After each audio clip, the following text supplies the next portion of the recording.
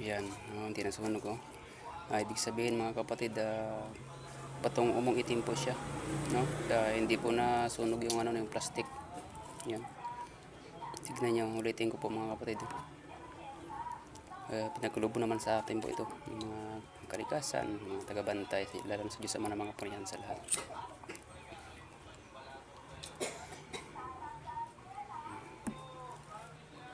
Yan mga kapatid oh.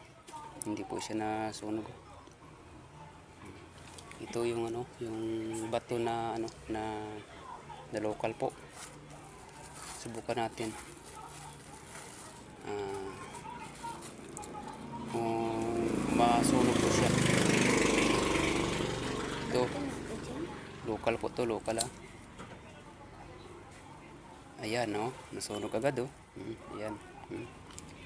Sunog agad. Ito yung batong umo na itim, hindi agad nasunog, no? Hindi agad natablahan. Ayan. Ulitin natin mga kapatid, no?